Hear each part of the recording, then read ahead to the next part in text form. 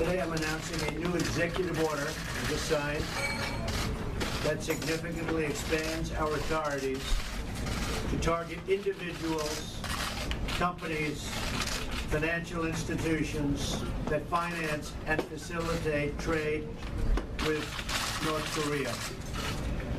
As I outlined at my address to the United Nations General Assembly, North Korea's nuclear weapons and missile development is a grave threat to peace and security in our world, and it is unacceptable that others financially support this criminal rogue regime.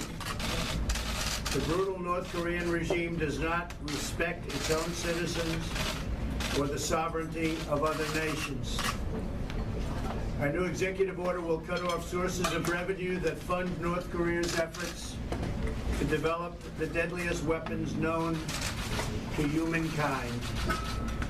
The order enhances the Treasury Department's authorities to target any individual or entity that conducts significant trade in goods, services, or technology with North Korea. And I'm very proud to tell you that, as you may have just heard moments ago, China, their central bank, has told their other banks, that's a massive banking system, to immediately stop doing business with North Korea.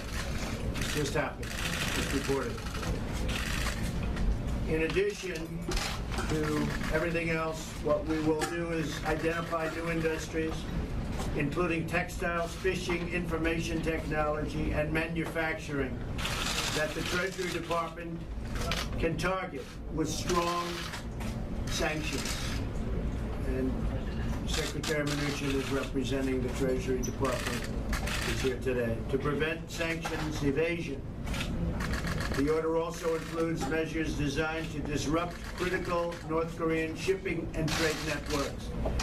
For much too long, North Korea has been allowed to abuse the international financial system to facilitate funding for its nuclear weapons and missile programs. The United States has had representatives working on this problem for over 25 years. They have done nothing. That's why we're in the problem that we're in today, in addition to, frankly, other countries not doing what they should have done. Tolerance for this disgraceful practice must end now. Our new order will give the Treasury Department the discretion to sanction any foreign bank that knowingly conducts or facilitates significant transactions tied to trade with North Korea.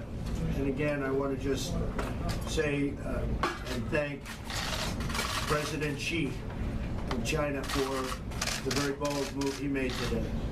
It was a somewhat unexpected move, and we appreciate it. New authority in this area applies to any activity that occurs following my signature on the executive order, which I've actually just signed. Foreign banks will face a clear choice: do business with the United States or facilitate trade with the lawless regime in North Korea, and they won't have so much trade. This new order provides us with powerful new tools, but I want to be clear, the order targets only one country, and that country is North Korea. The regime can no longer count on others to facilitate its trade and banking activities. Many countries are working with us to increase economic and diplomatic pressure on North Korea, but I continue to call on all those responsible nations to enforce and implement UN sanctions and impose their own measures like the ones I am announcing today. I must tell you that this is a complete denuclearization of North Korea that we seek. Cannot have this as a world body any longer. In just a few minutes, Prime Minister Abe, President Moon, and I are going to discuss what more we can do working together. We've had a very, very close relationship. I think our nations have become closer because of this. I know it's going to be a great meeting. Our alliance with South Korea and Japan has never been stronger than it is today.